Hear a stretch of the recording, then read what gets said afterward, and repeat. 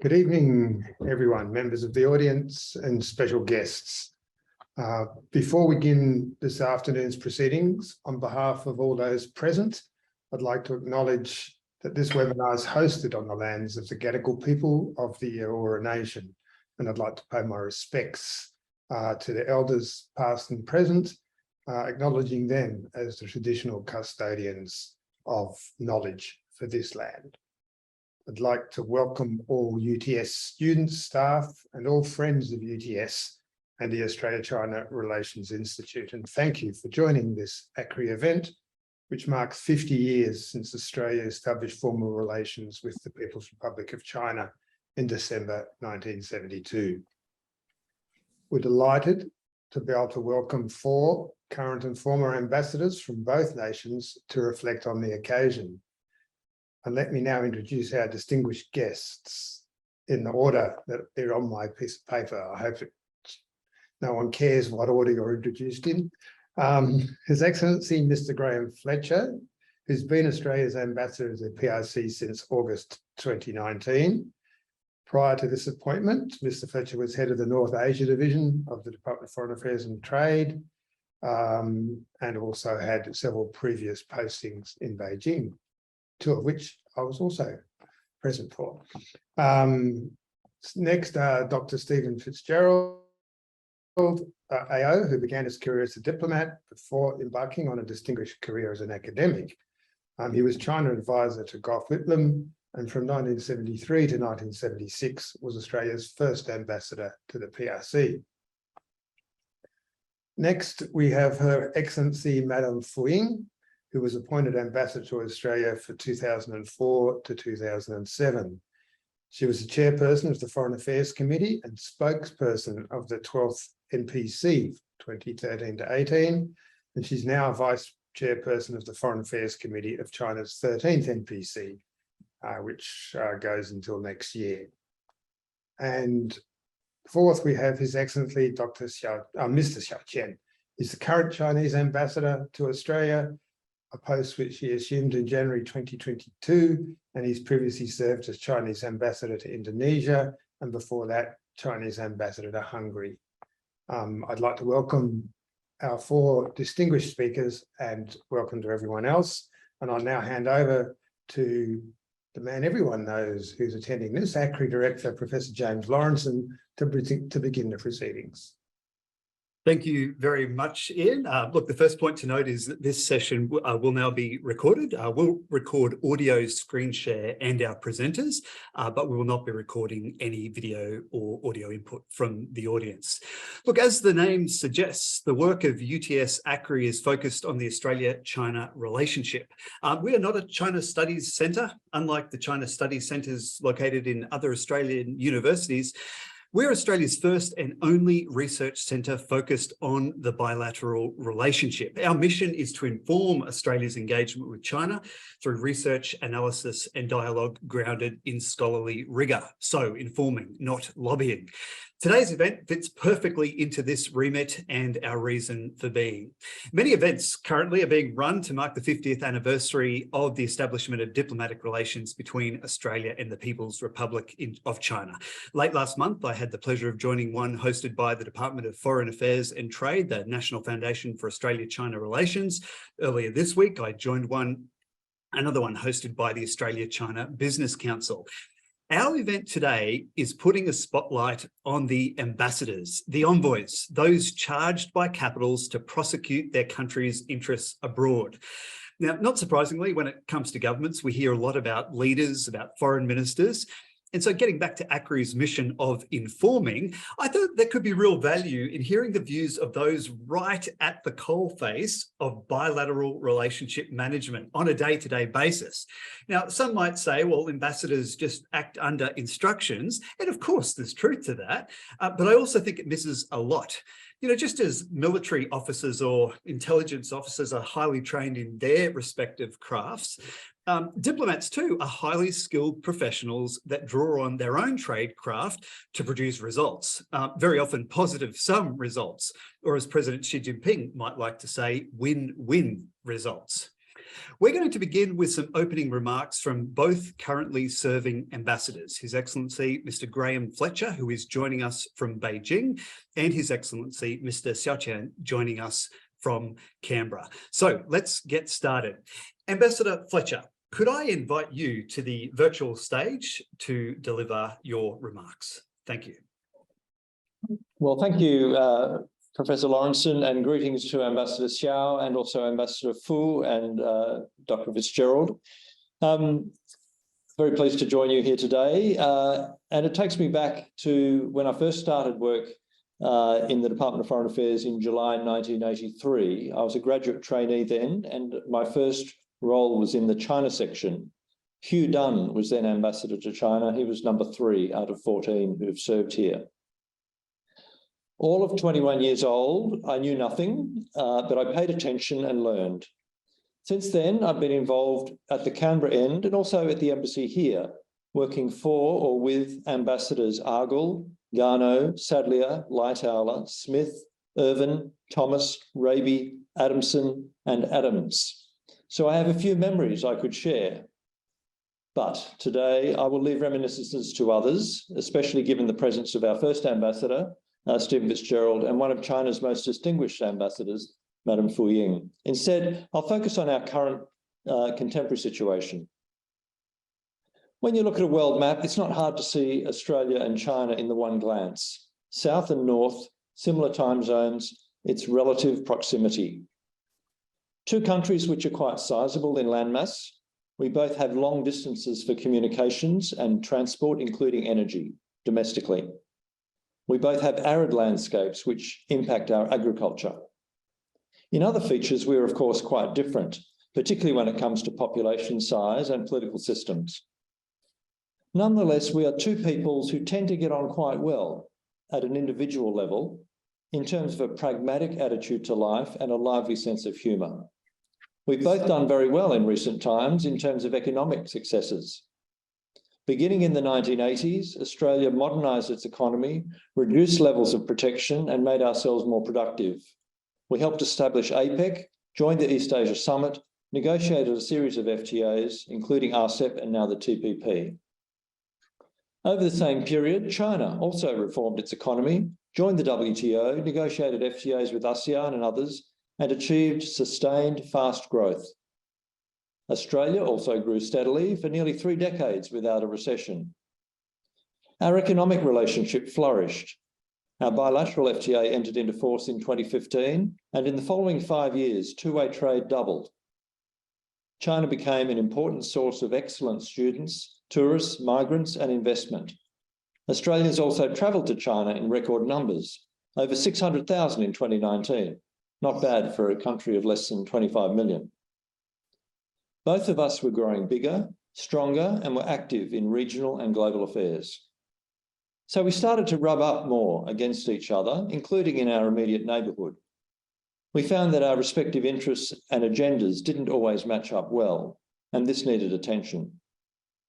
The more that we had to do with each other, the more things could not be ignored, the more we had things to say. And as China sought to assert itself, Australia found a need to address potential vulnerabilities and to better define parameters for activity in our community. For its part, China had its own reactions to Australian statements and measures, which it regarded as impinging on its national interests. As problems became more prominent, China disrupted trade with Australia. The normal rhythm of official interactions fell away. The main cause was our political disagreements, though the pandemic didn't help. It prevented even informal contact at a personal level. Nonetheless, time moved on. Following our recent election, Foreign Minister Penny Wong has had 2 meetings at a phone call with her counterpart, State Councillor and now Politburo member Wang Yi. And then last month, Prime Minister Albanese met President Xi Jinping in Bali. This was our first proper conversation with China's president since 2016. A very welcome development. As the Prime Minister said, out of dialogue comes understanding. Foreign Minister Wong described the meeting as an important step towards stabilisation of our relationship. She added, "There will be a lot of steps, and we will take this step by step." She went on to say, what we want to do is continue to engage, cooperate where we can, disagree where we must, engage in the national interest. In one sense, there is little change to date in terms of the underlying substance. Our difficulties have not gone away, but we can now start talking about them and other things as well. The problems are not trivial. They are things to do with sovereignty, security, and dignity, as viewed by each government. These are important matters. But we don't need to focus solely on them so that our relationship becomes defined only by its difficulties, to the exclusion of all else, and at the cost of other objectives. Problems need to be recognised and addressed, and if possible, progressed, but if not, then managed so that they don't become damaging. We want to safeguard important interests and also promote important interests in areas where our objectives align, and it is possible to do both. Again, to quote Foreign Minister Wong, growing our bilateral relationship need not be in conflict with upholding our national interest if we both navigate our differences wisely. To me, this is the definition of a relationship of mutual respect and mutual benefit, a comprehensive strategic partnership. This two-pronged objective is hardly novel. It's what most countries try to do. But when it comes to Australia and China, it is the broad range of our interests and the variety and depth of our interactions that make the task quite complex, and it keeps me employed. Now that this summit discussion has been held, in terms of next steps, we here in the Embassy will be looking to arrange discussions on priority topics such as regional hotspots in Asia, international order and the multilateral system, including non-proliferation, human rights and the WTO, development, including in the Pacific, and the environment, including, of course, climate change. China is a significant actor on all these topics, so is Australia. And we certainly have positions to put, and we want to understand more of China's thinking on these issues and encourage them to see things more from our perspective. We also hope to resume, step by step, discussions on consular matters, defence, trade, education, movement of people, investment, law enforcement, and the economy. And we hope to develop other areas like new frontiers in renewable energy, the transition to a low-carbon economy, and public health, including lessons from the pandemic. Here there is scope for collaboration at the policy level, for research and innovation, and also for commercial partnerships. In the 1970s, during the initial phase of the relationship, the government established the Australia-China Council to develop community links to supplement and buttress the official relationship. Since then, our people-to-people connections have flourished in many areas, enriching the fabric of our own society, as well as introducing Australia to millions of Chinese. Even so, there is benefit to do more. So in 2020, the government announced a new body, the National Foundation for Australia-China Relations, to subsume the work of the Council and take it to a higher level. The Foundation is now an important catalyst for entities within Australia with initiatives to take forward with and about China. It engages our diverse communities, promotes bilateral connections and practical cooperation, builds understanding and exchange, and showcases Australian excellence. I was pleased to be part of the work in DFAT that led to the Foundation's establishment. It has now completed 3 rounds of grant funding and is playing a vital role in strengthening the non-official strands of our relationship.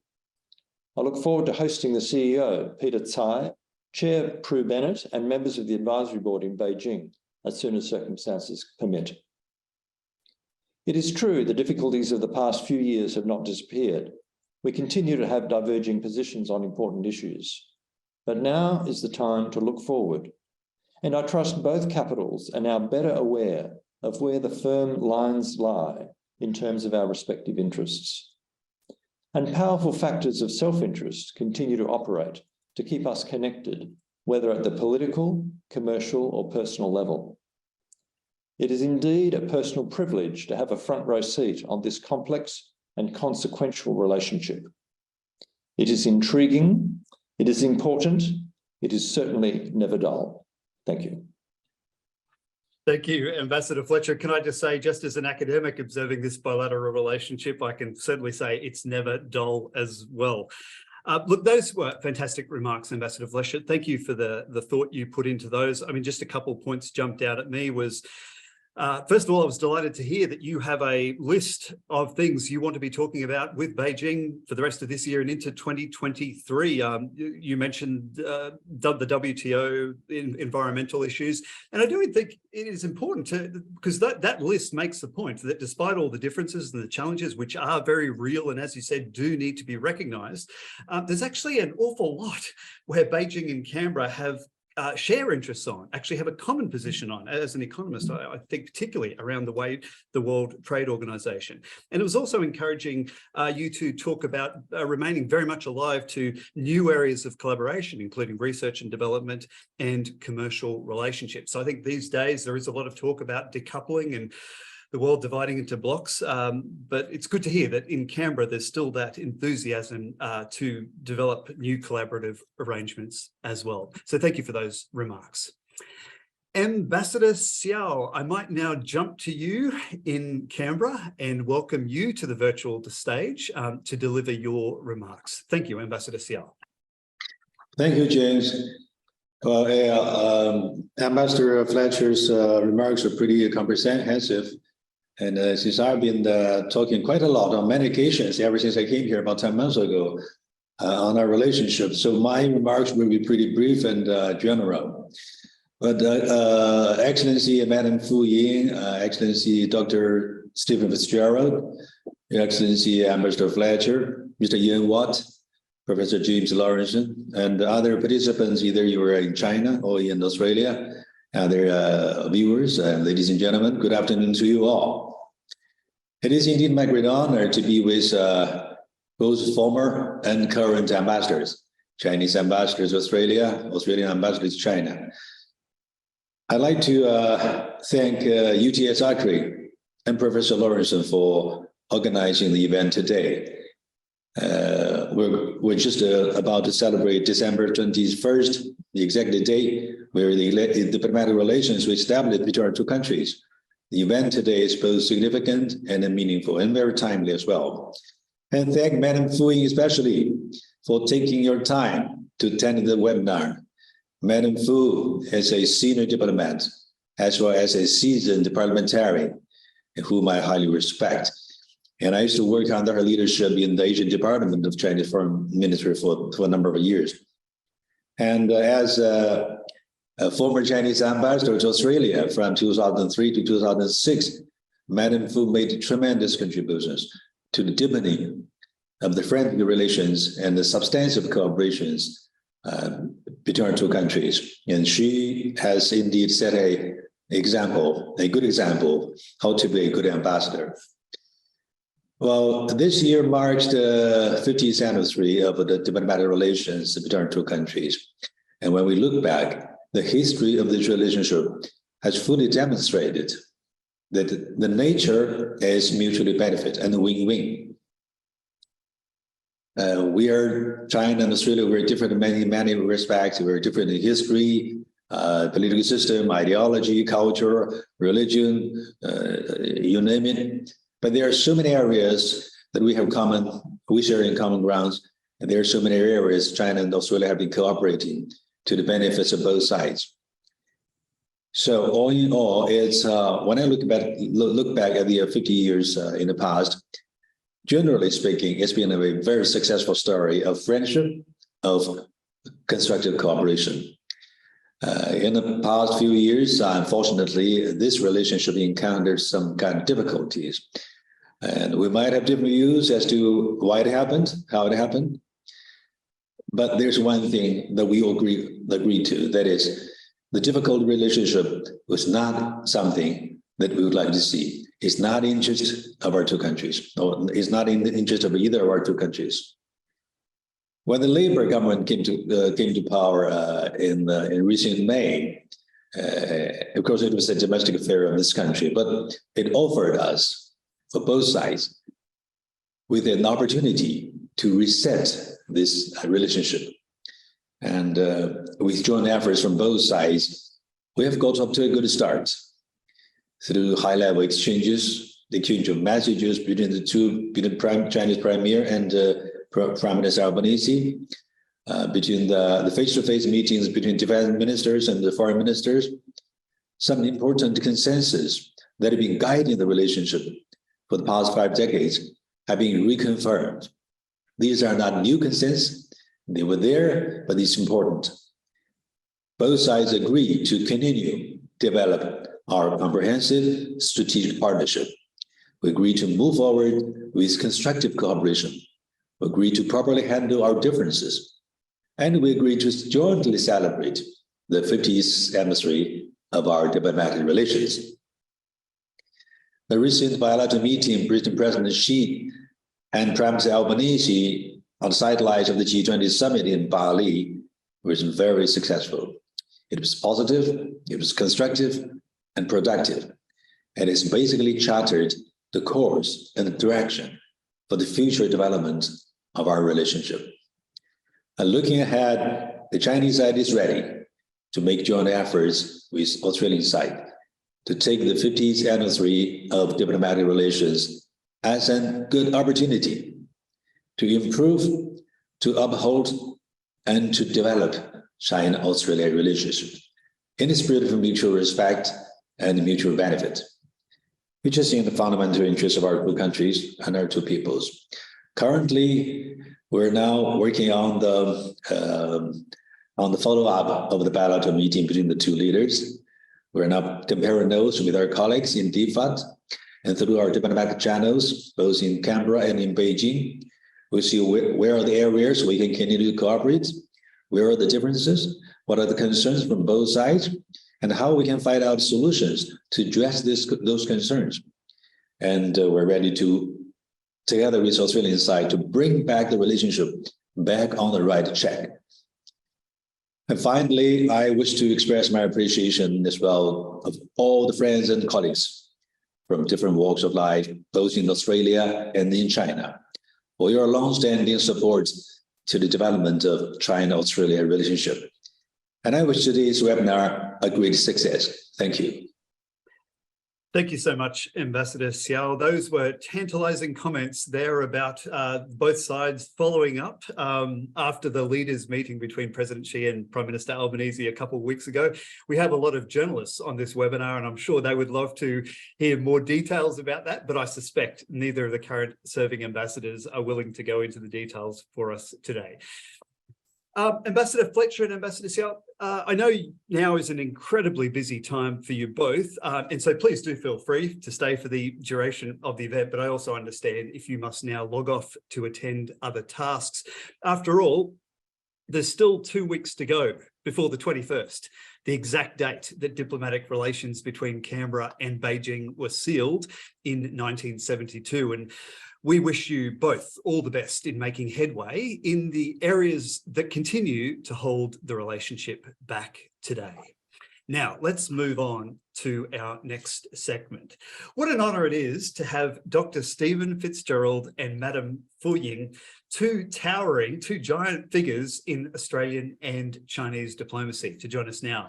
Just yesterday, I joined an event hosted by the Institute for Australian and Chinese Arts and Culture at Western Sydney University, featuring Dr. FitzGerald and talking about his own China story, and wow, awe-inspiring to say the least. There's always an inclination to be preoccupied with the current events and to imagine that the challenges today are over and above those of years past. But one of the lessons from a great new book, and I hope our audience, many of our audience members have read this, is a new book by Professor James Curran from the University of Sydney titled Australia's China Odyssey. And one of the main theses of that book is that the diplomatic relationship between Canberra and China has never been an easy one to manage. There's never been any shortage of events requiring the attention of the ambassador of the day on both sides.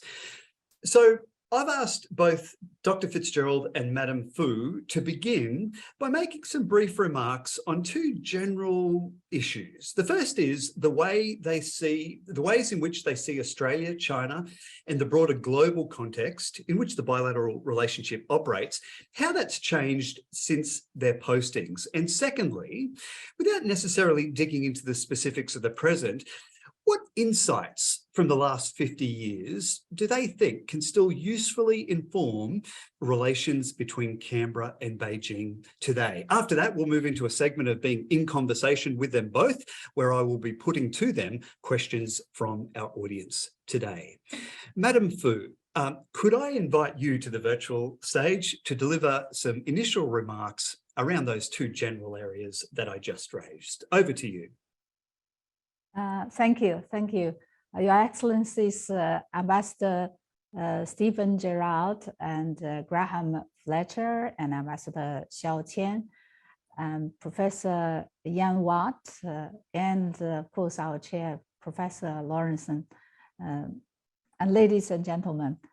First of all, let me thank the Australian-China Relations Institute at the University of Technology, Sydney. It's an honor for me to be invited to this occasion.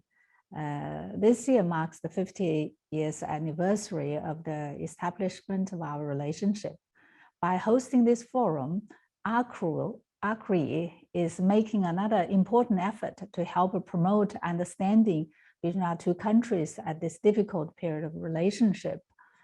I agree with many of the previous speakers, the ambassadors from the two countries, about their observation of the current relationship and also the optimism they both expressed for the coming possible communications and effort to address the challenges.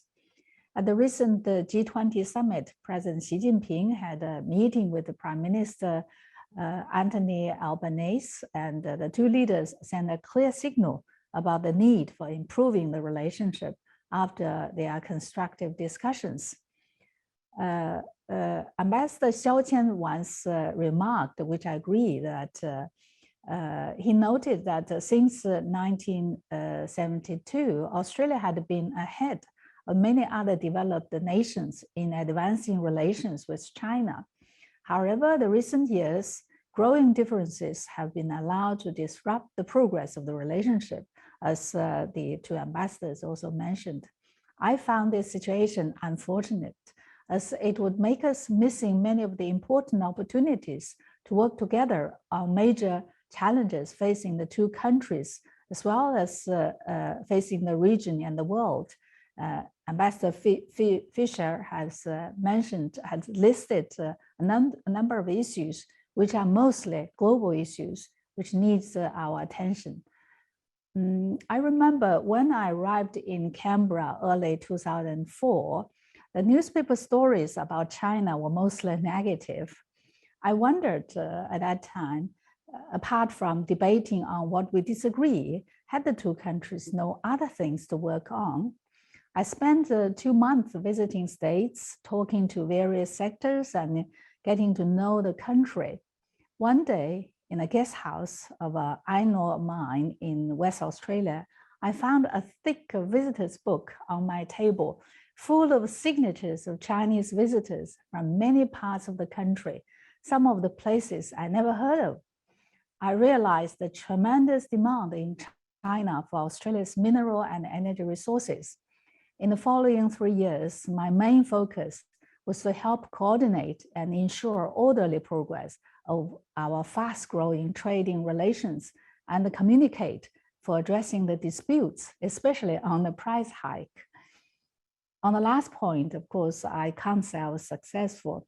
For example, in 2004, the iron ore price was, per ton price was reaching $23, up from $12 when, for example, Japan was the main purchaser. In 2007, as I was leaving Australia, the price doubled to over $53. In the meantime, the total value of our iron ore trade increased from $1.8 billion to $7.6 billion, meaning that both the total value and the per unit price went up significantly. So I had to reconcile with the stronger force of the market. That was not the end of the story. 2011 witnessed the highest iron ore price of $169 per ton, while China's total iron ore import was over 45 billion US dollars, more than the total bilateral trade in 2007. For the surging trade relations, we needed public support. I remember trying to engage the Australian society through the media and by way of speaking to people of different sectors. I found I have to say that the general knowledge of China was surprisingly low, and the people often mistook, for example, the Chinese Communist Party as the Soviet Communist Party.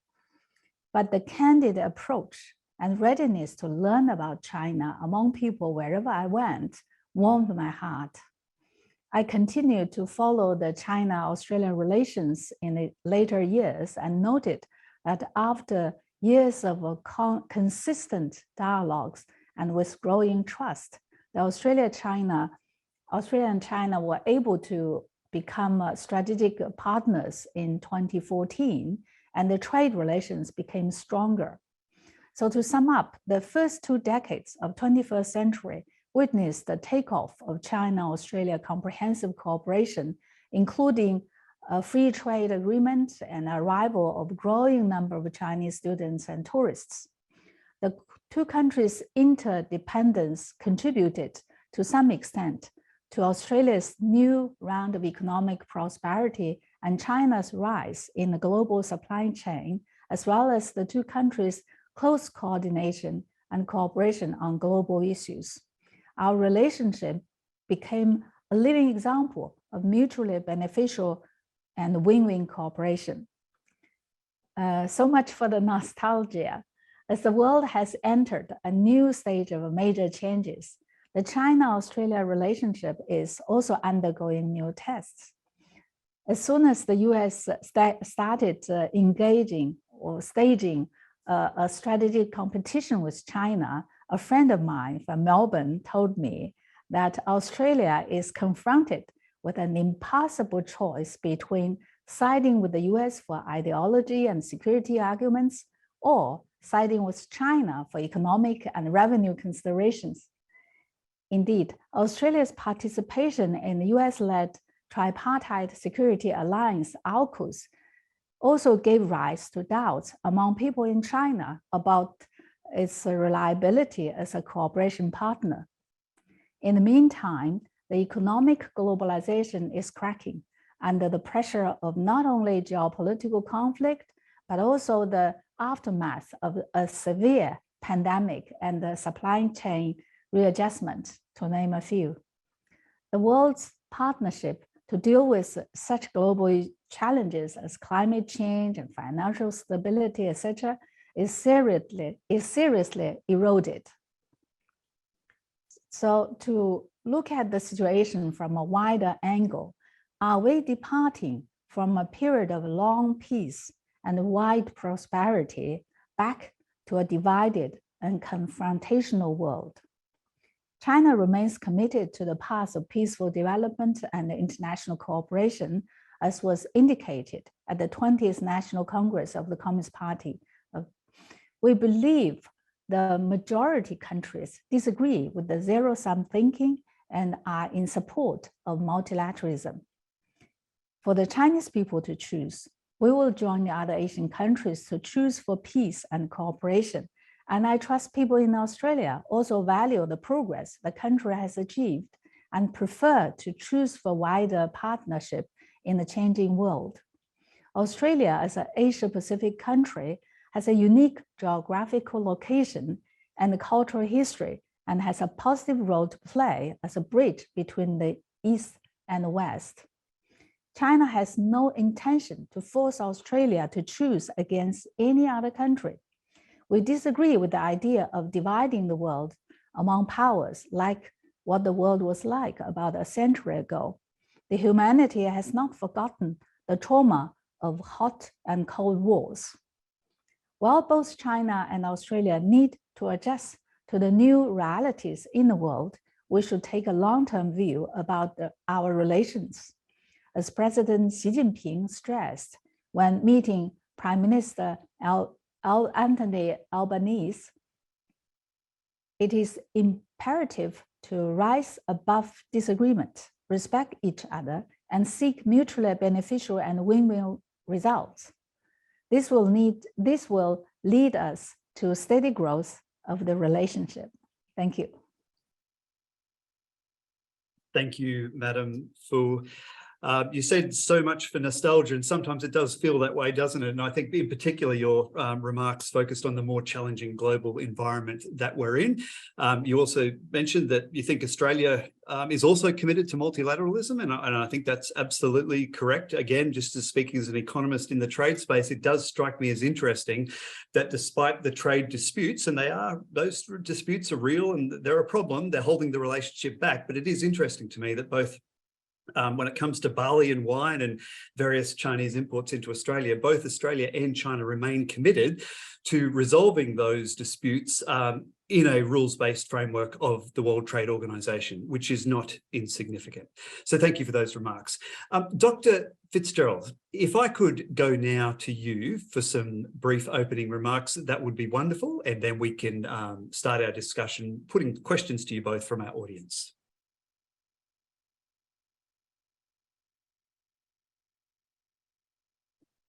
Thank you, James, thank you and ACRI and UTS for organising this event. I think it's characteristic of the kind of contribution that ACRI has been making to the whole discussion of our relationship with China over the years. I must say that I'm very encouraged to hear what our respective two serving ambassadors have had to say about what kind of thinking is going on about the next steps. If I may, I'd like to partly ignore your instruction, and I'd like to go back. What I want to do is to offer a reflection on where we started out and what I think we need to do now. I've always seen our establishment of relations with China as a part, and a very important part, of Australia's coming to terms with the whole Asian region, with a habitat in which no other country except New Zealand was Anglo or European, and accepting that we were part of that habitat. And this demanded a lot of adjustment in social attitudes and learning in Australia. For example, in the study of Asian societies in our schools and universities, and teaching Chinese and other Asian languages. So I think it's against that kind of context that we need to see both the plunge in relations in the more recent past and the modest steps towards a rebalancing since May of this year. For Australia, establishing relations with China in 1972 was, of course, a centerpiece in a bold new direction in our foreign policy. It was also a challenge in domestic politics to the idea of China as enemy and threat that had featured in the coalition government's electioneering for 2 decades. For Gough Whitlam, recognition of China was also seen in a wider context. On the one hand, a new and warm relationship with what was then known as the Third World, and on the other, change in Australian social attitudes and a widening of our intellectual horizons.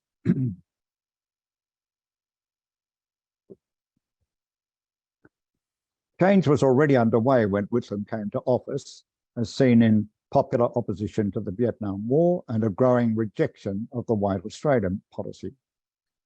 But his government also oversaw a raft of new social policies that facilitated and accelerated change in many fields, including the arts and education. And this encouraged a growing openness to our Asian neighbourhood and acceptance of Asian immigration and the idea of a multicultural society. There was an opening of the Australian mind, and the new relationship with China was integral to that. For China, of course, Australia was not integral to its foreign policy in the same way, But diplomatic relations with Australia were part of a new momentum led by Premier Zhou Enlai for mending and extending China's external relations with all countries following the turmoil of the Cultural Revolution and the isolation of China during that movement. This began a process of opening up China to the world and the world to China. Now, these developments in our two countries coming together produced an unusual dynamic in our bilateral relations, which continued for almost the next 30 years. There was an interesting rapport between Chinese and Australian leaders. And in the mid-80s, it was even reported that the US and British ambassadors in Beijing complained that Chinese leaders spent more time thinking about Australia than any other country. Now, despite our different political systems and our differences and disagreements, sometimes quite strong, we could agree to disagree and move on. And our relationship also became a stabilizing factor in regional affairs. Long before we formally established a comprehensive strategic partnership in 2014, back in the 1980s and 90s, there was a strong sense on both sides, including at the highest levels, that we were traveling a road of genuine partnership and that this was to the benefit of the people in both countries.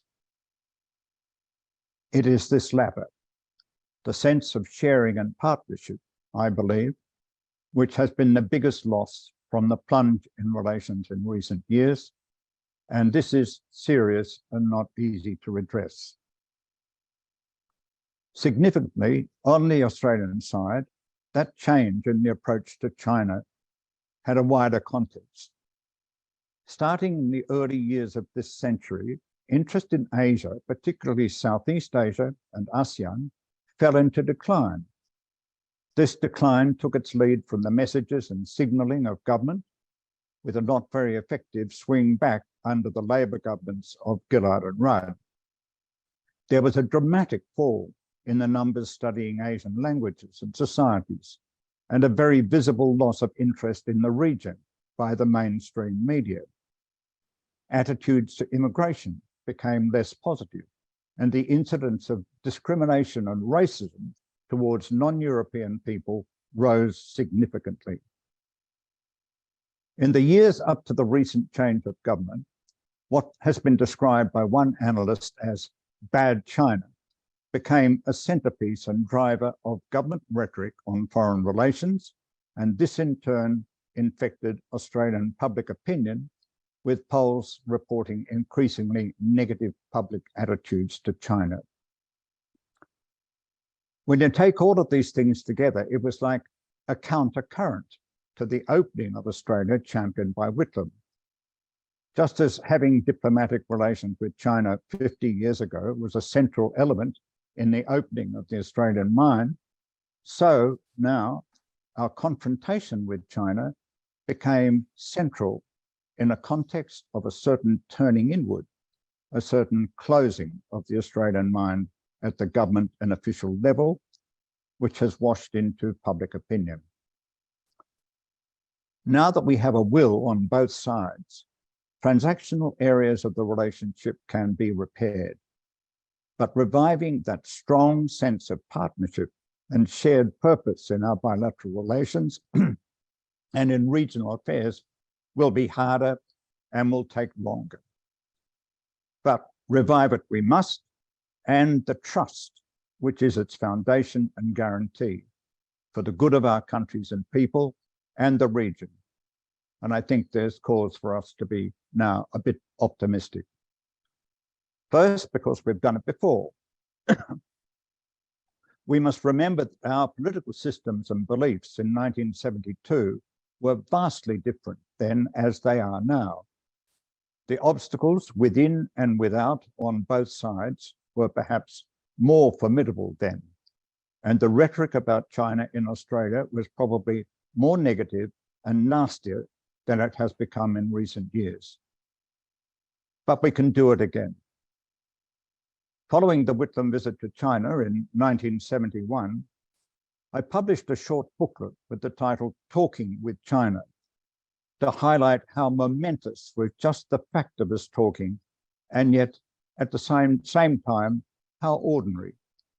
All it had taken was for the two sides to agree to sit down and talk together.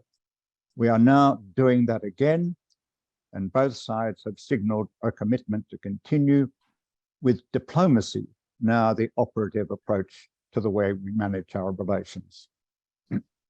The second reason why I think we can be a bit hopeful is that below the radar of political and official rhetoric and positioning, there has been a huge amount of continuing exchange and collaboration between our two countries, some of it actually facilitated by government, not just in trade and business, but across the board, from science and technology, research to health, education and the arts, NGO collaboration, sister city relations, and much, much more.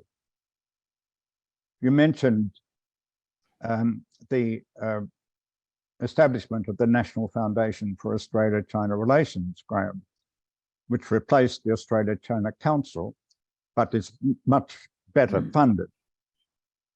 The foundation supports only a very small proportion of bilateral people-to-people and institutional connection.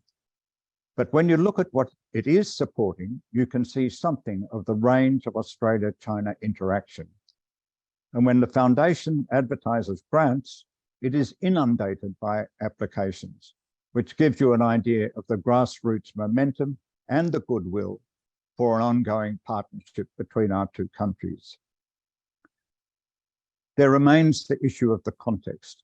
I can't speak for the Chinese side, but on the Australian side, as Gough Whitlam well understood, a change like that which seems to be underway now needs to be grounded in public support. And what's required from our government now is an explicit policy to change and inform the narrative, the messages it sends to the Australian people. Not just with a speech here or a press release there, it has to be sustained and underpinned with constructive policies and programs. Not just about China, but about the broader horizons, encouraging renewed interest in Asia, particularly Southeast Asia, driving a revival in the study of Asian languages and societies, and supporting that with adequate funding, actively promoting the contribution of immigrant communities to our society, and strong and sustained condemnation of discrimination and racism, particularly in relation to our Chinese communities. If we are to succeed in a rebalancing of the Australia-China relationship, it must be grounded in a context that such policy and such messaging can engender. A new opening of Australia, a new opening of the Australian mind. I think we can be thankful that the two governments have made a start, and we can be optimistic. Thank you. Thank you, Dr. FitzGerald. If I'm comfortable with anyone ignoring my instructions, it's you. So thank you for ignoring those and delivering the message that you wanted to deliver. And you mentioned there's an important role for a new narrative around Australia's engagement with China, and I just want to acknowledge the narrative that you worked with Linda Jacobson from China Matters. I think that was back in 2017 that tried to put some thinking around what a new Australian narrative towards China engagement might look like. Thank you, Dr. FitzGerald. Look, let's now go to our discussion with both of our panelists today. Our audience will remember that when they registered for this event, they were asked to submit their questions to us. I just want to be clear that that was not at the speaker's insistence, but rather it was a decision that I made to try and collect together some common themes and make the best use of our time. We've literally had hundreds of people. The last time I checked, we were just about to crack more than 500 people on this webinar. So you can imagine the dozens and dozens of questions we received. Also, I like to be transparent, and I'll just say I have shared some of these questions in broad terms with both Dr. FitzGerald and Madam Fu ahead of the event. But again, that was my choice because I thought it would be useful for them to be able to form some thoughts so that our audience today might be able to leave as informed as possible. A final heads up is rather than questions purely about China, I have deliberately prioritised questions related to Australia-China relations, given the anniversary that today's event marks and also UTS ACRI's mission. Dr. FitzGerald and Madam Fu, there were plenty of questions, as you can imagine, from our audience wanting to get your assessments and advice around current challenges. But look, can we just begin with a quick biographical question of sorts? I think this might be a useful warm-up to get us started, and then we can get into some of those challenging questions. Look, this question comes from Zhang Yubing, a postgraduate student from Beijing Foreign Studies University. Thanks for joining us, Zhang Yubin. And Zhang asks, what was the biggest challenge you faced during your time in office? So look, how about I just put that question quickly to both of you? I think that'll be useful so we can get a connection between you and the audience. Dr. FitzGerald, why don't we start with you? What was the biggest challenge you faced during your time in office?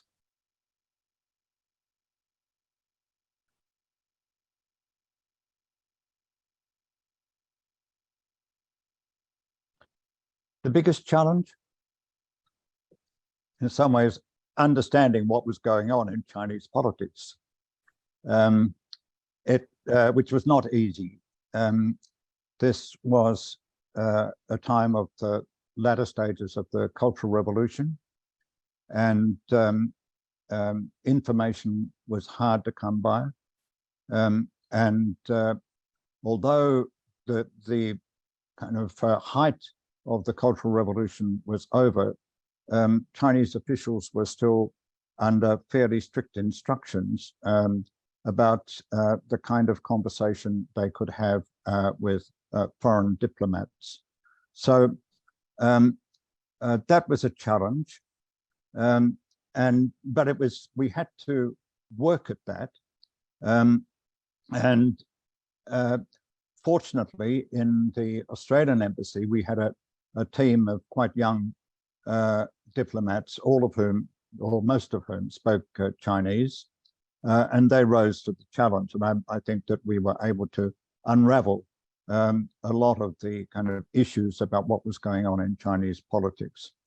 But the other challenge, the kind of practical challenge, the day-to-day stuff, was putting the relationship together when there had been no relations for 23 years.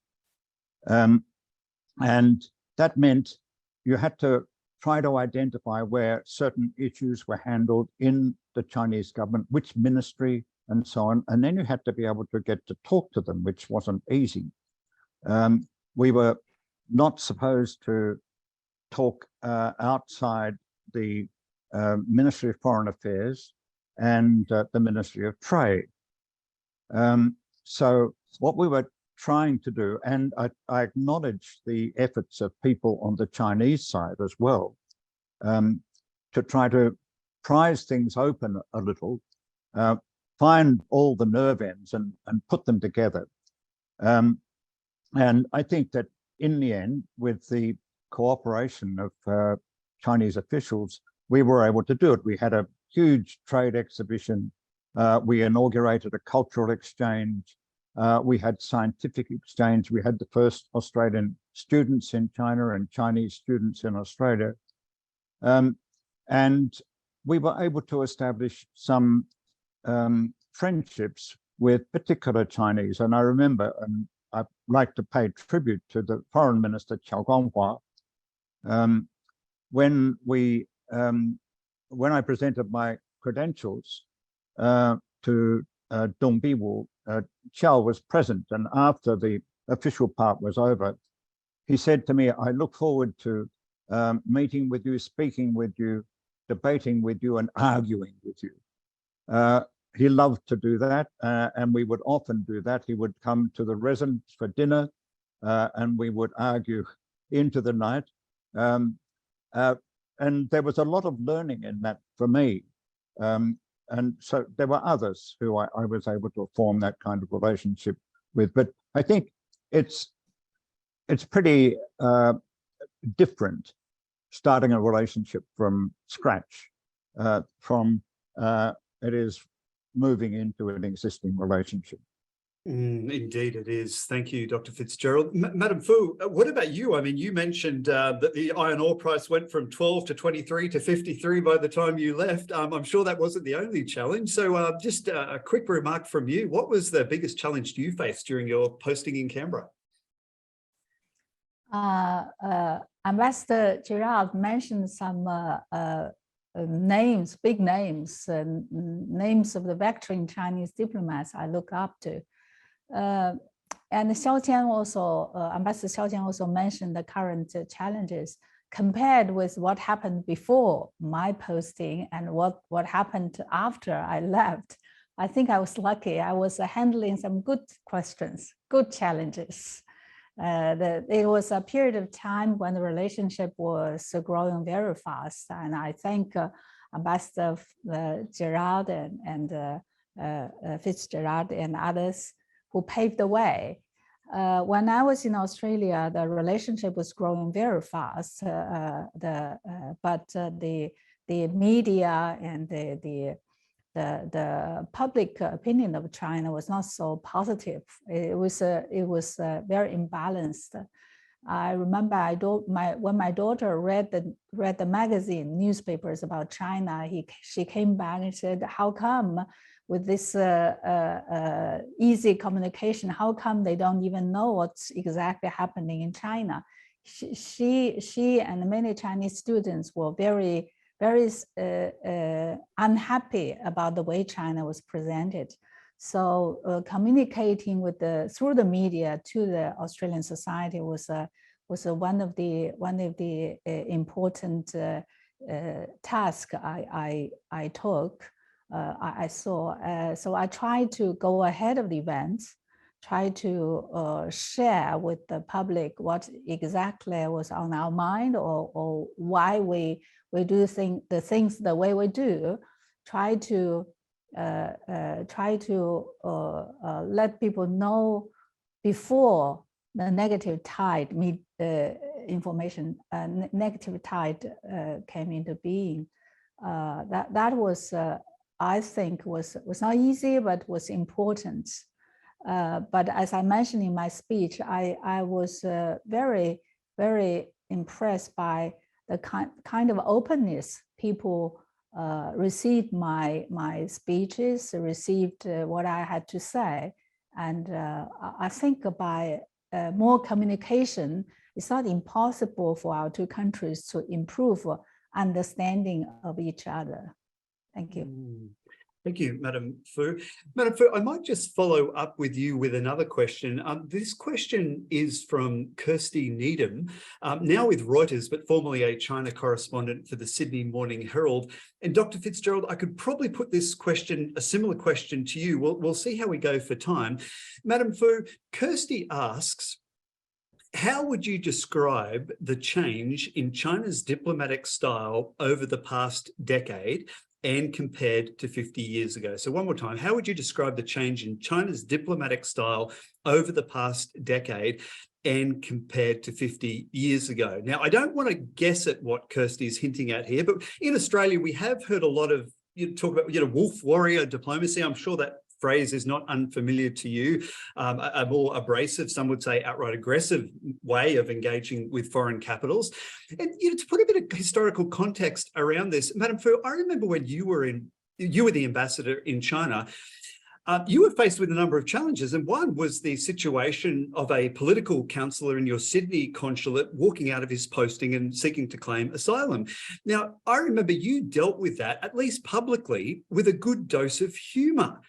Now, humour is not often a trait we associate with Chinese diplomats these days. So to return to Kirsty's question, in your view, Madam Fu, has China's diplomatic style changed? And if it has, how would you describe the change? What's caused it? And is it, in your view, a reasonable and necessary change? Sorry for the four-part question. Over to you. I get a bit lost. You have a long question. If I understand correctly, you want to know how do I see the changes in compared with 50 years ago. We have to admit that the biggest change in China compared with 50 years ago was the economic progress, the huge success on the part of China. Even in the past 10 years, the GDP almost doubled again from 2012 to 2021, increased to more than 17 billion US dollars, and per capita GDP also doubled. So the living standard of Chinese people, the general Chinese people, has significantly increased. And in the meantime, China's international status has grown and therefore is attracting more attention. The foreign policy of China, we think, well, our economic policy has been successful. Our foreign policy has also been successful, which has served the progress of the economic development. And at the latest Party Congress, the 20th Party Congress, the Congress restated China's foreign policy, which is to maintain world peace and promote common development, which is important for China. China can grow successfully in a peaceful environment. And President Xi Jinping proposed to develop, to build this community of shared future for mankind, meaning that we hope the international relations can be based on mutual respect and equality and mutually beneficial. And this community of shared future for mankind is a reflection of China's political, cultural, and international aspirations. Ever since I came into the foreign career, I have been experiencing and I have been practicing the Chinese foreign policy of, we call it independent foreign policy for peace. There has been great consistency, but admittedly that the world is paying more attention to what China say. For example, when we talk about opposing hegemonism, the American politicians would say that it's anti-US. But in 1974, when Deng Xiaoping was speaking at UN, he said clearly that it's sacred international obligation for China to stand up against imperialism, hegemonism, and colonialism. So there is a lot of consistency in China's diplomatic rhetoric, but we have to be aware that now there is higher expectation for China to play a role in the world affairs. At the same time, there's also concern about China's intentions.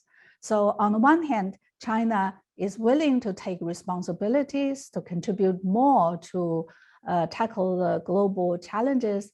On the other hand, China should be aware that we need to better explain what's on our mind, why we say the things we say, why we do the way we do, and gain better understanding from the outside world. Thank you. Thank you. So in your view, there's a lot of continuity in terms of the policy positions. And in terms of the diplomatic style, maybe in part that reflects the fact that, China has changed domestically so much, and also other countries, as you said, other countries' expectations of China have also changed. So this is a process that China is currently working through. Dr. FitzGerald, could I just very quickly seek your comment on a kind of a mirror question, just quickly. I'm conscious that I've just put the question to Madam Fu, has China's diplomatic style changed? Just in your view, has Australia's diplomatic style changed? I mean, it's almost a trope out of Canberra here that these days that China has changed. What's your view? Has Australia's practice of diplomacy changed too? Yeah, yes, I believe it has. And it's not just the practice of diplomacy as such, it's the role of diplomacy in the way we manage our relations, particularly with China. I think part of the proof of the fact that it changed is Penny Wong is now tracking back and forth in Asia to try to change our approach to the region and to rebuild what we once had. And of course, she is one of those who's been working hard at trying to get a dialogue going with China again, which is very important. It changed for rather different reasons, from anything to do with our own development. It changed because the Department of Foreign Affairs and Trade, it lost budget. Its resources were stretched, really stretched, but it also lost out in the power game in Canberra to the intelligence and security agencies who have been driving foreign policy and the way we approach our relations, particularly with China. And this resulted in a lot of the diplomacy of the megaphone and the feeding of bad news stories about China to the media, and the indiscriminate stigmatization of Chinese Australians in whispers and dog whistling, suggesting they're not loyal to Australia but to China. So that's the context here. But it seems pretty clear that Penny Wong is really intent on restoring the primacy of DFAT in the power in Canberra, and the use of statecraft and diplomacy in our relations with China and the region. And that is a really, really good, positive thing. Thank you, Dr. FitzGerald. So both sides, there's been change on both sides in your view. Look, let me now try and collect a few questions together we've received. First from Matthew Benjamin of the Australia-China Youth Dialogue, and Paul Karp of The Guardian, and Jing Han, the Director of the Institute for Australian and Chinese Arts and Culture at Western Sydney University. Matthew asks you both, how do we drive productive dialogue? What should both countries consider for the next decade to ensure this happens? Jing Han asks, from your observations, what can be done differently from both sides? And then Paul asks, particularly to you, Madam Fu, is there room in the relationship for Australia to express views on human rights, keeping the Taiwan status quo, and so on? Madam Fu, I think back to an interview you gave Mike Smith of the Australian Financial Review in October 2020. At the time, you said, quote, both countries need to show their sincerity and courage to get out of the current dilemma, closed quote. So just expanding perhaps a touch on Paul's question, when Australian Foreign Minister Penny Wong, who is very careful with her words, but nonetheless in September issued a statement expressing concerns around human rights in Xinjiang, is that interpreted in Beijing as Australia not showing sincerity? Asking me? Are you asking me? Yes, please, Madam Fu. Okay. Right. I think I need to be careful. I would not comment directly on an Australian politician, Australian Foreign Minister. I just want to say how I look at issues like this, and Sure. also out of my own experience. My impression is that the Australians are very straightforward, candid, and they are very sensitive on human rights issues. There's always a high public attention on anything that concerns human rights. I understand it. I think it's rooted in Australian history and its own experience. Just like the Chinese are very sensitive about foreign interference, it's also rooted in our history. We were semi-colonized, and we had the kind of a trauma in our history. So we are very sensitive about any other foreign interference. When I was in Australia, I did follow the Australian domestic human rights concerns and the criticisms, but I never commented it. I don't think I know better than Australians about how to run their country. So when the Australians are interested in China's domestic affairs, I understand it too. China has China's domestic issues as a major country in the world is also being watched by the world.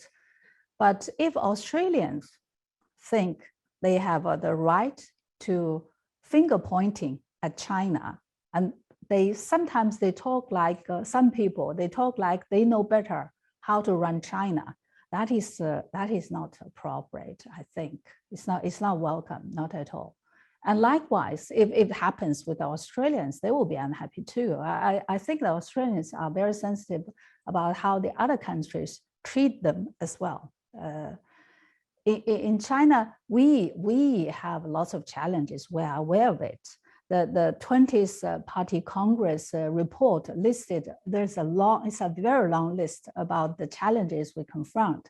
For example, the imbalance in the development, the bottlenecks in high quality development, the need to improve creativity, the security of food supply, energy, production line, supply line. There's a very long list of challenges. And the Chinese are working very hard through reform, through development, to perfect ourselves. If you have a better advice for China, you are welcome. For China and Australia, we have different history, different cultural background, different political system. We have differences. I agree with Ambassador FitzGerald. In 1970s, we were probably more divided than now, but we still have differences. But differences should not be a reason for us to stop talking with each other, to stop working with each other. And we should always remember to keep our politics within our own boundaries, respect the other side, and to be sensitive enough not to go too far in terms of the domestic politics. Thank you. Thank you for that. That's why we have diplomats, I guess, who understand those sensitivities and are able to raise those challenging issues, but not do it in a way, as you said, of appearing to point fingers and so on.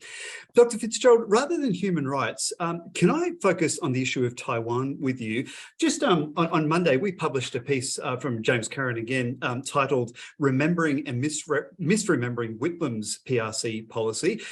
Prime Minister Whitlam, of course, was best known for switching diplomatic recognition from Taipei to Beijing. But in his charter letter to you, he wrote, and I want to quote this, quote, "We intend to be quite firm in insisting that private trade and travel between Australia and Taiwan should continue. To use Beijing's own argument, we have nothing against the people of Taiwan," close quote.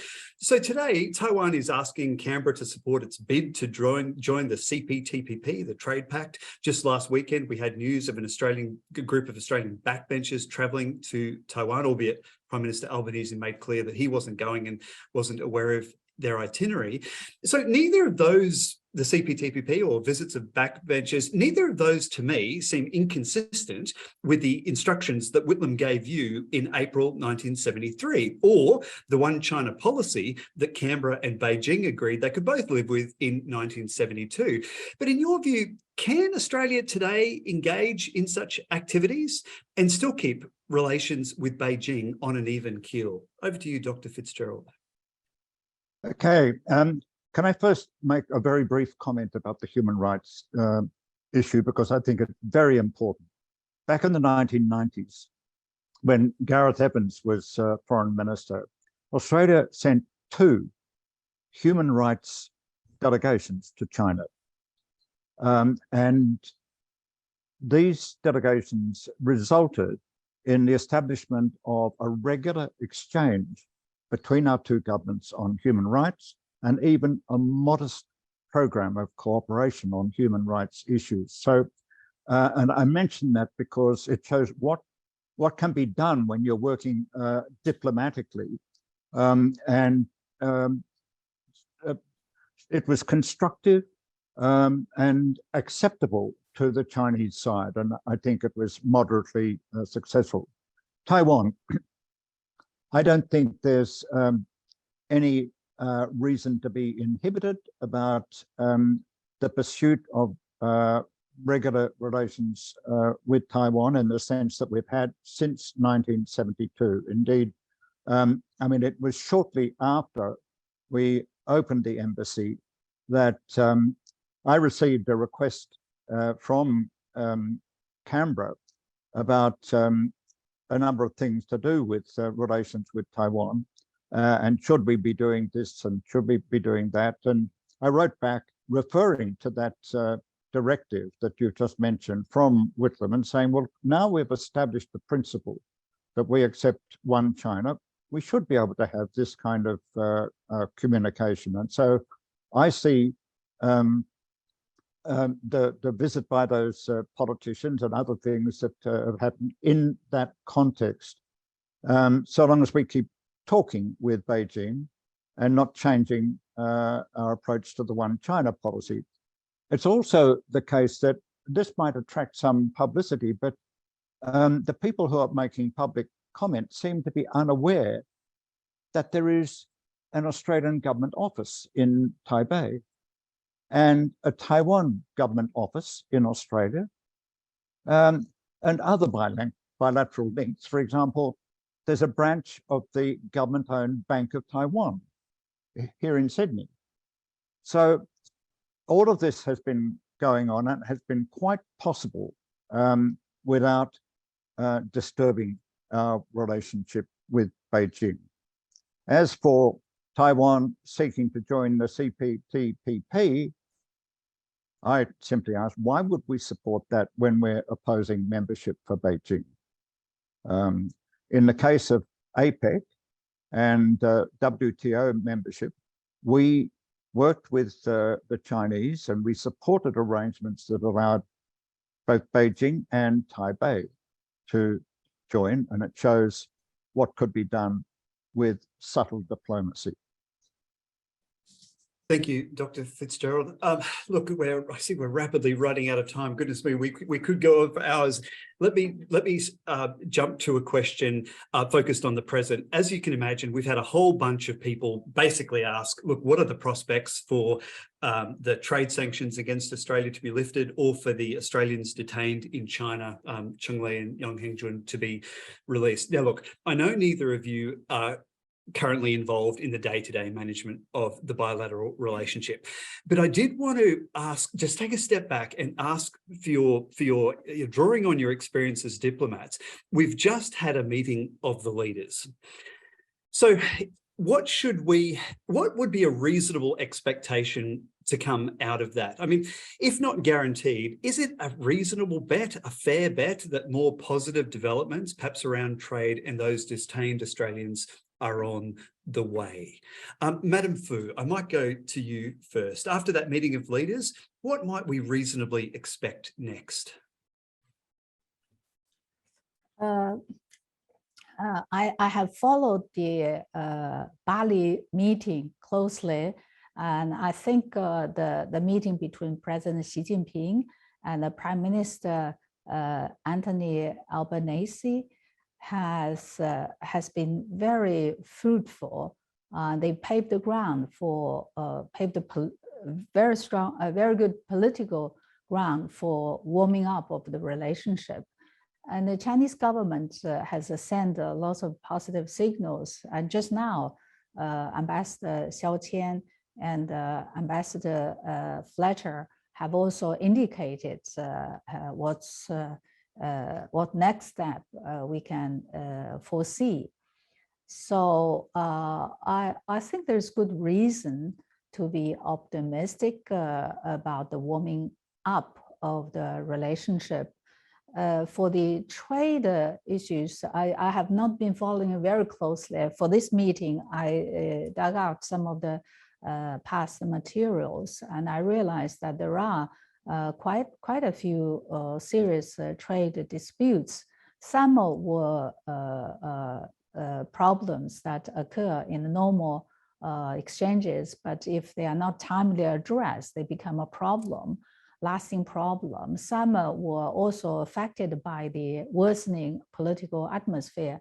So I think while we warm up the relationship, if we can successfully do so, the issues should be addressed one after another. Both sides should look carefully at the concerns of the other side. I also hope the Australians will make steps to address the Chinese side's concerns. For the cases, I'm a Congress member. We make laws, and we hope that the two countries respect each other's judicial sovereignty and let the law look after those those issues. Thank you.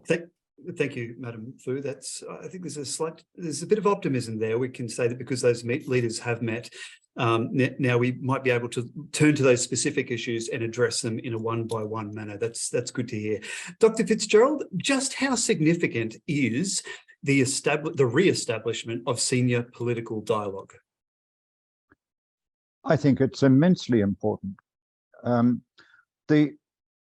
The difficult issues are not going to be solved with one meeting, but they won't even be addressed without such meetings. And we also have to understand that it's not just the two leaders meeting.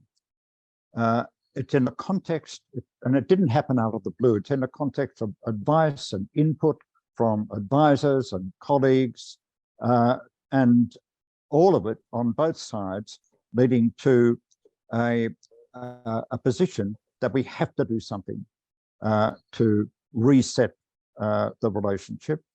And having done that, it sends good, strong messages to people on both sides, and I think to the media if they choose to listen. I accept that it may be going to be a hard slog, because these things are never that simple, but we're on the way. And I'm really quite optimistic about that. I think that also listening to Ambassadors Xiao and Fletcher talking, as I said at the opening, I think we can be quite encouraged that there is going to be more happening, much more.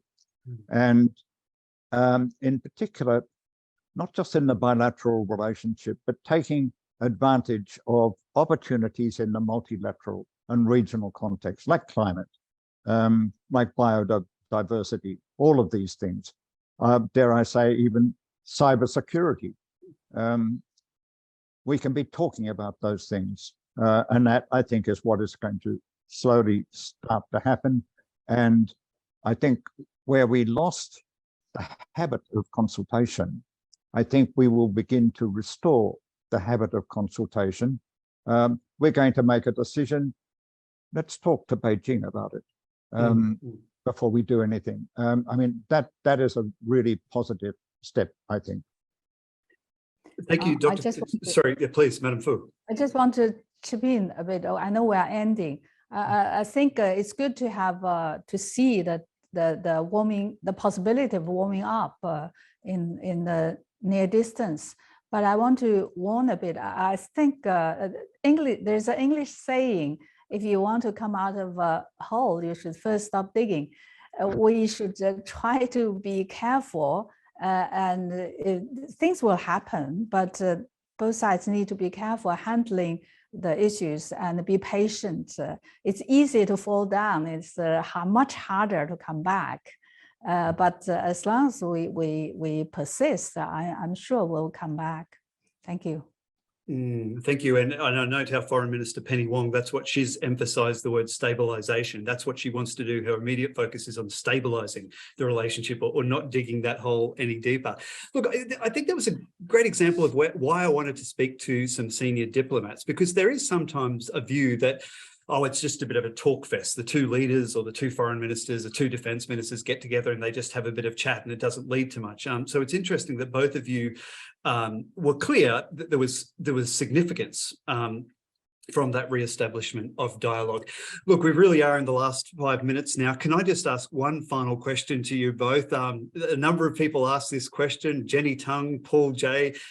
Basically, the question is, how do you see the next 50 years of Australia-China relations? Look, 50 years is a long time, but say the next 12 months, 5 years. Madam Fu, how optimistic are you in the short and medium-term outlook for Australia-China relations?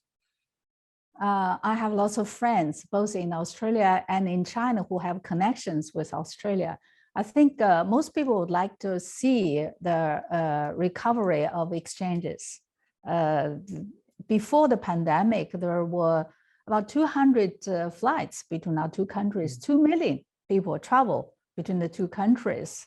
And China now is the #1 source of international students for Australia, and also the #1 source of tourism for Australia for quite a few years. So I really hope that we could work on the resumption of personnel exchanges first. And I also hope that I'm optimistic because much of the problem, and especially reading the Australian newspapers, I think many of them were the result of lack of understanding and a lack of stable trust of each other. And as time goes on, I hope the Australians will know China better, and more Chinese will understand Australia better, and will be more comfortable about the fact that we have differences, but we can solve the differences or can harm the differences, and we can move on with what we can work on. Thank you. Thank you, Madam Fu. Dr. FitzGerald, sorry to do this to you, but for 30 seconds, would we be able to get your take on optimistic or a bit pessimistic? I'm optimistic, and can I just mention business is often a big driver of international relations, and business is really 100% behind this, I think, on both sides. They want to solve the problems and get on with it. And that will be a big influence on government. And I think that's one of the reasons why we can be optimistic. Well, as an economist, I'm delighted to hear that. And you're exactly right, by the way. I mean, last year, two-way trade between China and Australia hit a record high, and this year it's bumping off records as well. Look, I'm so sorry to our audience. We're going to have to wrap it up there. As you can appreciate, there were dozens and dozens of questions. I hope we've been able to give you a taste of the wonderful skills and experience of our two guests today. Dr. Marina Zhang, if I can go to you as my ACRI colleague to wrap things up for us this afternoon.